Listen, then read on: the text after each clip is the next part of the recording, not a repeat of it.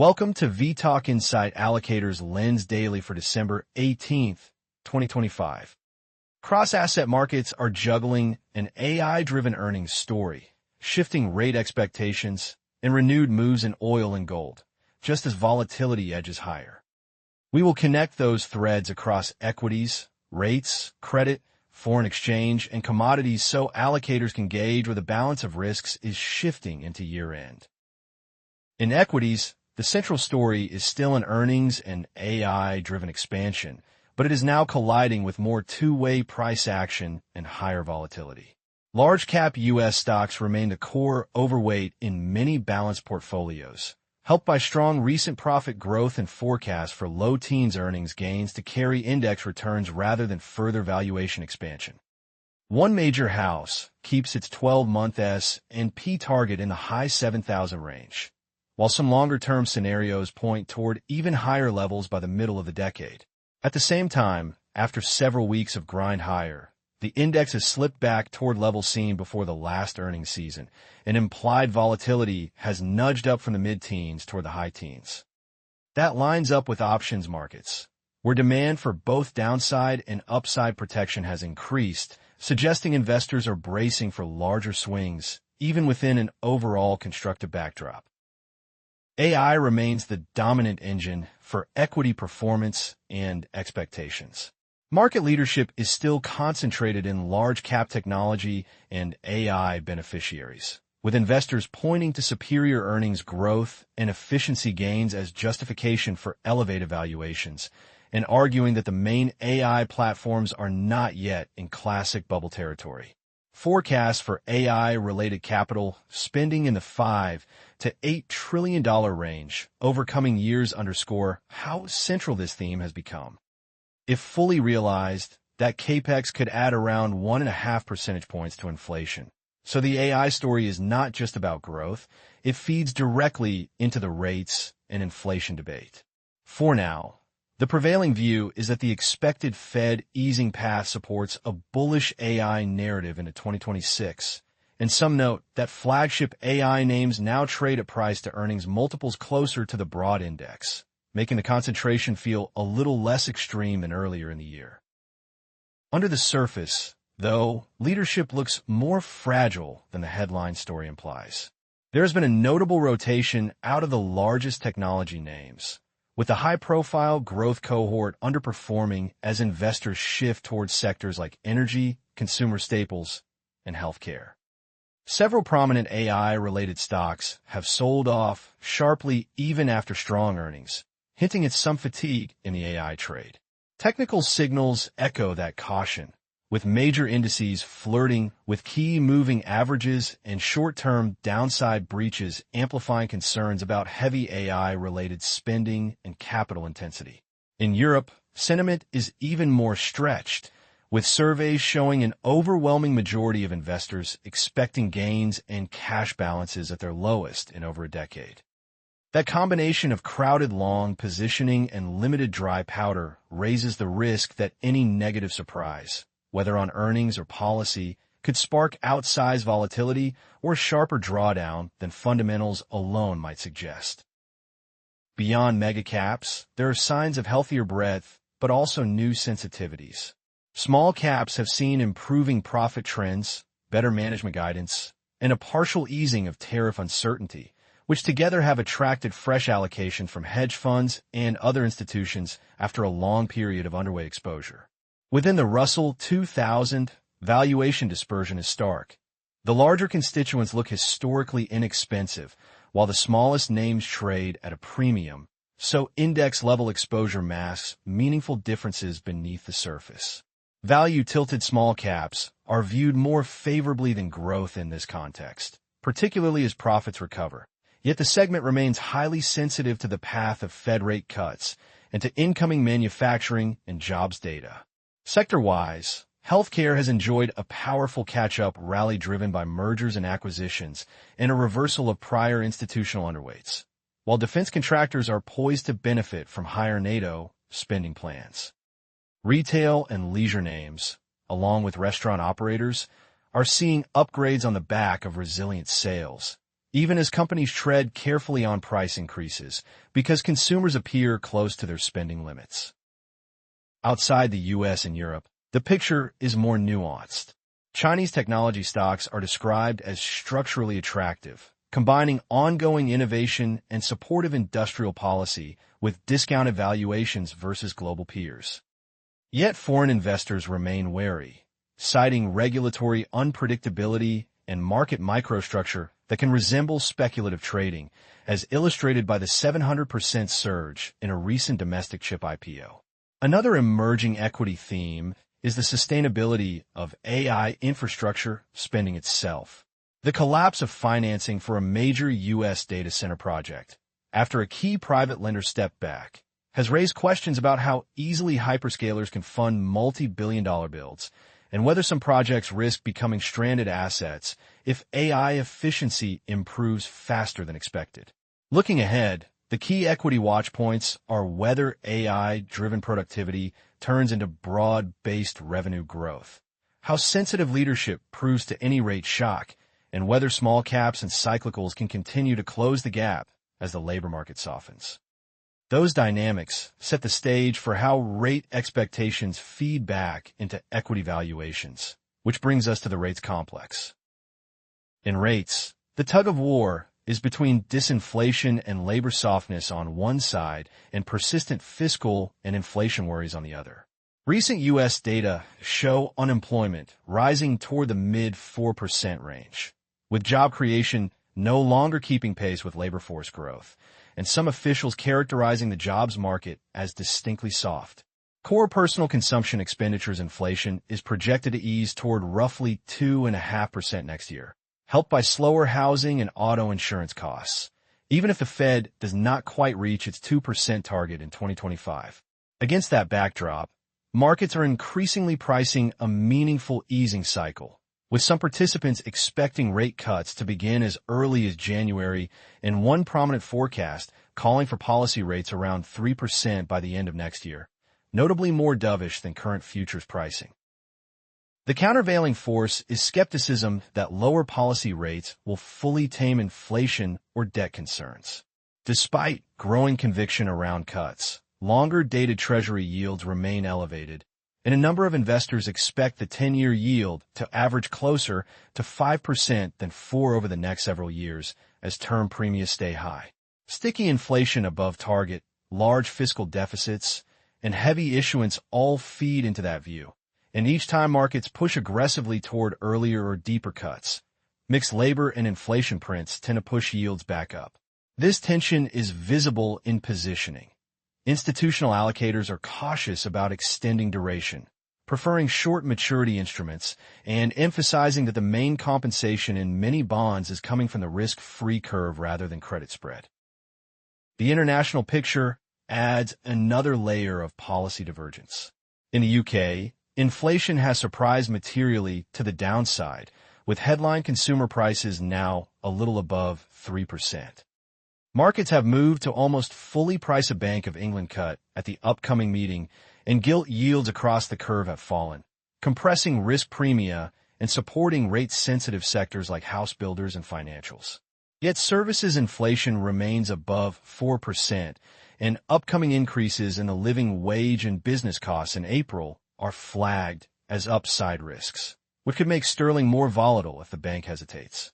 Across the euro area, downside risks to next year's inflation are building due to slower wage growth, a stronger euro, and energy-based effects. But key European central bank voices have been signaling that the cutting cycle is effectively over and that the next move, whenever it comes, is more likely to be a hike. For allocators, this leaves rate markets finely balanced.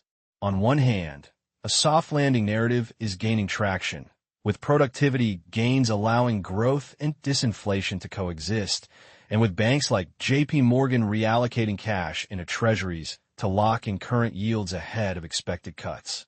On the other, investors highlight that an upside inflation surprise, particularly if AI-related capital spending adds significantly to demand, is the single biggest risk to the prevailing rates and equity thesis.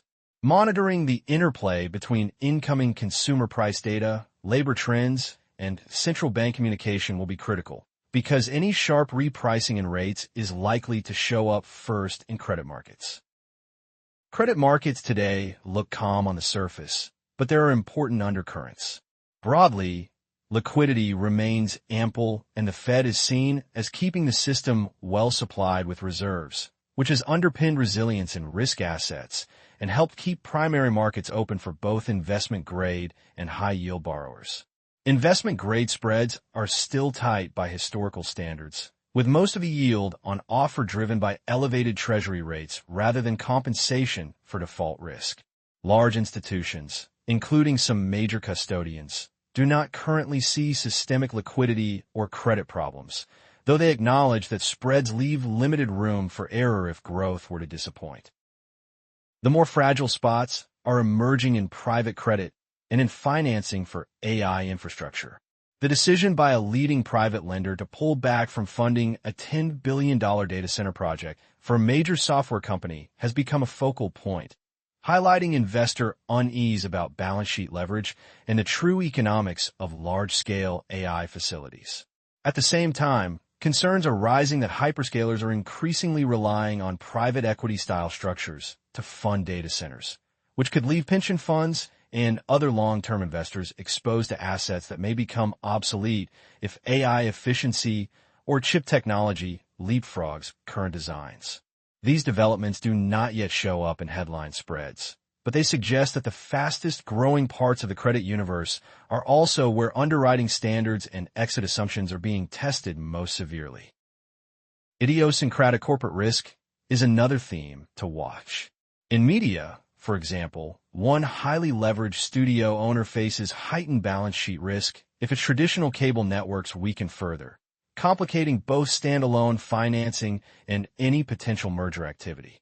Elsewhere, airline consolidation is accelerating as smaller carriers struggle with rising costs and weaker pricing power, driving defensive mergers aimed at stabilizing cash flows, but also creating execution risk during integration.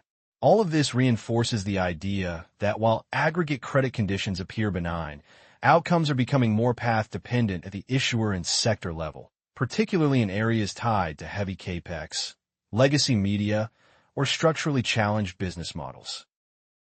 For multi-asset allocators, that mix argues for close monitoring rather than broad conclusions. Key signposts include whether investment-grade spreads can remain tight as issuance tied to AI and data centers ramps, how private credit funds respond to high-profile deal setbacks, and whether early stress appears in sectors like commercial real estate linked to data center campuses. With limited spread cushion, any shift in the rate narrative or a negative surprise in growth could force a rapid reassessment of credit risk premia, which would also spill back into equity valuations and FX. Those cross-currents are already visible in currency markets, where policy divergence and de-dollarization debates are shaping flows. Foreign exchange markets are being pulled in several directions at once. The U.S. dollar has firmed alongside rising Treasury yields, even as traders still expect around 2 Fed cuts next year, reflecting a cautious optimism in risk assets, but also respect for higher U.S. real yields. Several emerging markets are already easing policy, while the Fed and some developed market central banks remain less accommodative, reinforcing rate differentials that support the dollar against parts of the emerging and developed complex. This divergence leaves FX sensitive to every twist in the inflation and labor data, as well as the shifts in central bank guidance on how quickly they are willing to normalize policy. In Europe, currencies sit at the intersection of disinflation and central bank caution. In the UK, a clear downtrend in inflation and renewed expectations for Bank of England easing have driven gilt yields lower and boosted rate-sensitive equities.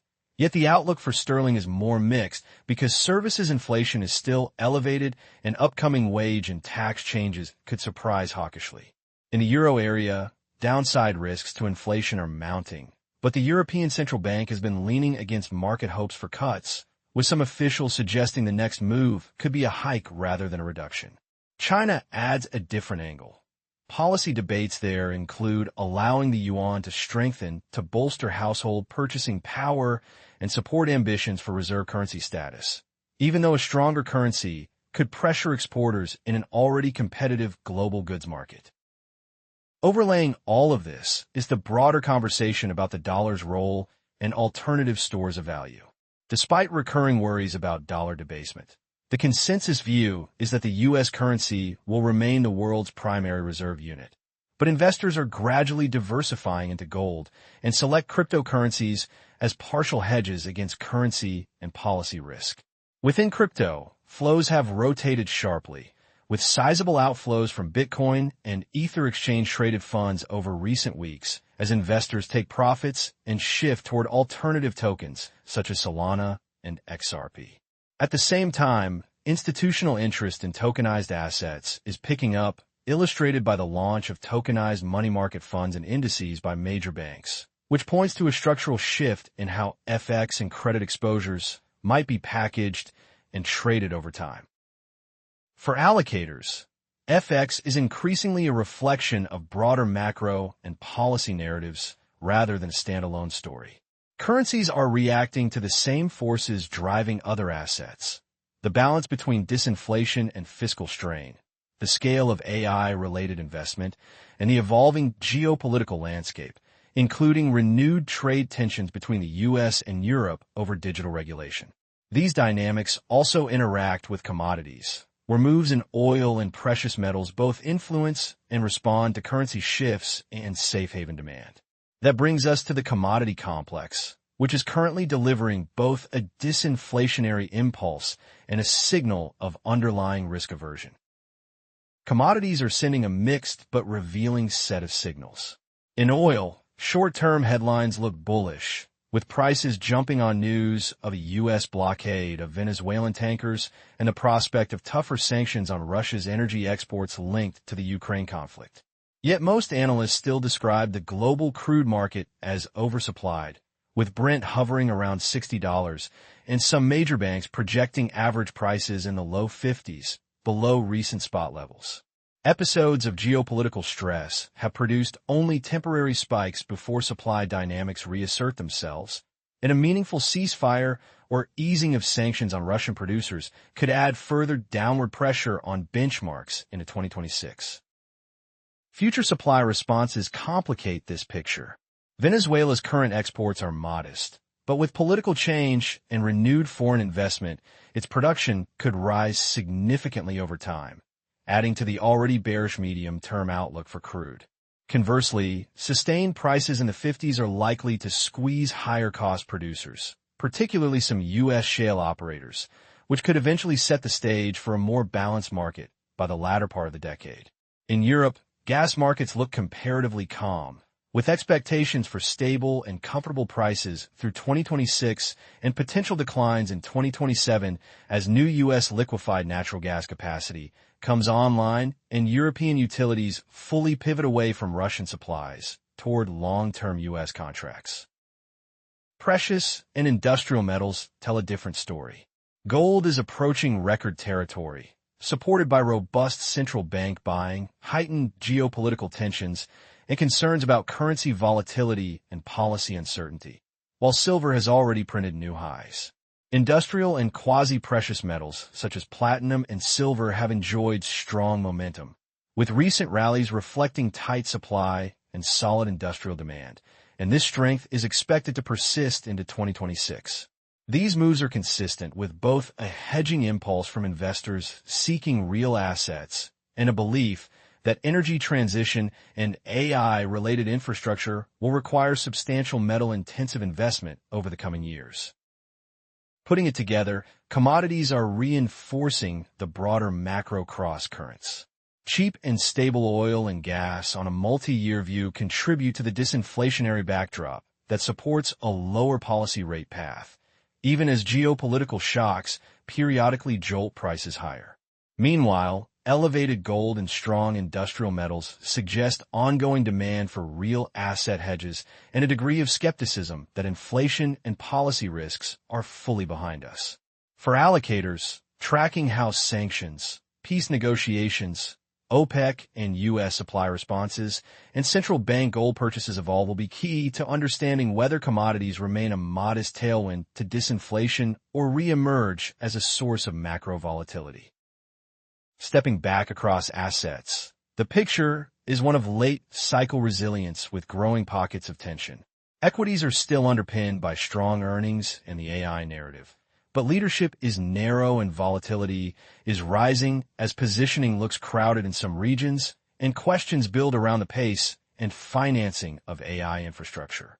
Rates markets are caught between disinflation and labor softness, which argue for easing, and persistent fiscal and inflation worries, which keep long yields and term premia elevated, while credit spreads remain tight even as private credit and capex-heavy sectors show early signs of strain. In FX, policy divergence and de-dollarization debates intersect with new channels, such as tokenized assets and crypto rotations, and commodities round out the story with oversupplied oil and stable gas reinforcing disinflation, even as gold and metals reflect strong demand for hedging and real assets. Allocators may want to watch how upcoming inflation data, central bank communication, AI-related spending, and energy market sanctions interact across these asset classes, because shifts in one are likely to echo quickly in the others. This video is for information only and is not investment advice. Visit and subscribe to vTalkInsight.com for latest interactive market insights.